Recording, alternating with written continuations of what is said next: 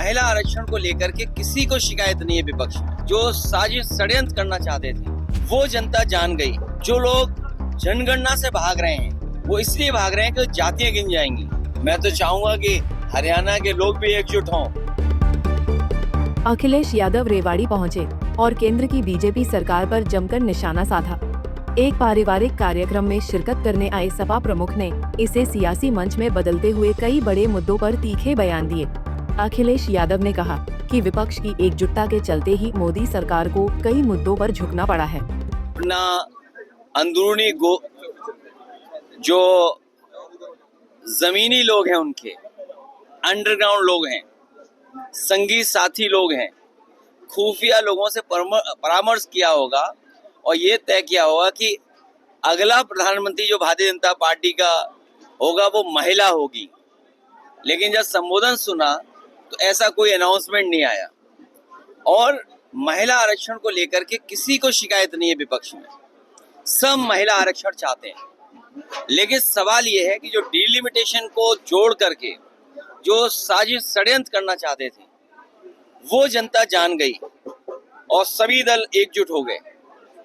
जो लोग जनगणना से भाग रहे हैं वो इसलिए भाग रहे हैं कि जातियां गिन जाएंगी और जब जातियों की गिनती हो जाएगी तो कहीं ना कहीं वो सवाल जो पुराना है, बाबा साहब भीमराव अंबेडकर जी का हक अधिकार देने का, डॉक्टर राम मनोहर लोहिया का हक अधिकार देने का, वो शायद मांगने लगती जनता। इसलिए सरकार को झुकना पड़ा। 2027 में चुनाव है, ओबीसी को लेकर के, एससी को लेकर के सब कहते हैं, भागीदारी की बात करते हैं। आप भी सत्ता में रहे हैं, दूसरी पार्टियां भी सत्ता में रही है। ओबीसी एससी की जब टॉप लेवल पर हम भागीदारी देखते हैं तो वो भागीदारी 6 से 10% भी नहीं है। आपके पास क्या रोड मैप है? आप क्या आइडियोलॉजी लेकर के चल रहे हो? ये सवाल बहुजन समाज को लेकर के या जो आज के समय पे हम पीड़ित, दुखी, अपमानित, पिछड़े, दलित, आदिवासी, अल्पसंख्यक या आदि आबादी, उनको साथ लेकर के चल रहे हैं। ये लड़ाई बहुत पुरानी है। भागीदारी कैसे पहुंचाएं, इसीलिए पीडीए के माध्यम से हम लोगों की कोशिश है कि वो सब लोगों को एक मंच पे ला करके भविष्य में जब हमें मौका मिले उनको विशेष अवसर देने का मौका देंगे हम। उन्होंने आरोप लगाया कि केंद्र सरकार जानबूझकर जातीय जनगणना से बच रही है क्योंकि इससे समाज की वास्तविक तस्वीर सामने आ जाएगी और वंचित वर्ग अपने हक और अधिकार की मांग करेगा। मैं तो चाहूंगा कि हरियाणा के लोग भी एकजुट हों, जैसे यूपी के लोग एकजुट हो गए, बिहार के लोग एकजुट हो गए। और देखिए राजनीति में मुख्य भूमिका में हैं। अगर बिहार देखेंगे आप, यूपी देखेंगे, एकजुट होने से, एक साथ आने से, एक साथ विचार बनाने से देखिए पॉलिटिकल हैसियत कितनी बड़ी हो गई। और लोग तो कहते हैं कि अहिरवाली सरकार बना देता है। चुनाव परिणाम अभी निकट भविष्य में आएंगे। जो राज्यों में चुनाव हो रहे हैं, 5 राज्यों में, उसको लेकर के आप क्या सोचते हैं? क्या अनुमान है? फीडबैक क्या? बीजेपी बुरी तरह हारने जा रही है। अभी जो सत्र बुलाया था और सांसदों को बुला लिया। आप सब जानते हैं कि महिला आरक्षण बिल पहले ही पास हो गया था। जब उन्हें लगा कि हार जाएंगे, संख्या उनके पास नहीं होगी, तो नोटिफाई कर दिया उन्होंने।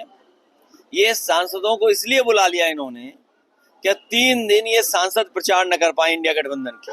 डीएमके, टीएमसी और इंडिया गठबंधन के सांसद इसलिए दिल्ली बुला लिए कि बीजेपी अपने प्रत्याशियों की जमानत बचा पाए।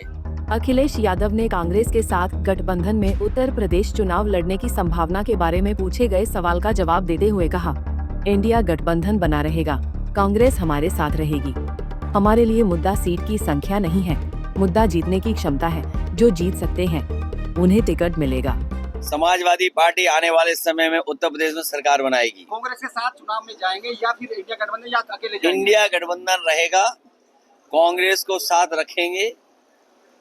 और हमारे यहाँ सवाल सीट का नहीं होता है, सवाल जीत का होता है। जो जीतेगा उसे टिकट मिलेगी। 2 दिन पहले नरेंद्र मोदी ने कहा, अखिलेश मेरे मित्र। अखिलेश कितने मित्र हैं? मैंने इसीलिए हाथ जोड़ के कहा कि ऐसे मित्र हमें नहीं चाहिए। गौरतलब है कि अखिलेश यादव रेवाड़ी में डॉक्टर विराट वीर की बहन की शादी में पहुंचे थे, लेकिन उनके बयानों ने हरियाणा की राजनीति में नई हलचल पैदा कर दी है। रेवाड़ी से महेंद्र भारती, पंजाब केसरी टीवी। हमसे जुड़े रहने के लिए हमारे YouTube चैनल को सब्सक्राइब करें और नई वीडियो की नोटिफिकेशन के लिए बेल आइकॉन को दबाएं। अगर आप ये वीडियो Facebook पर देख रहे हैं तो लाइक जरूर करें और ज्यादा से ज्यादा शेयर करें। धन्यवाद।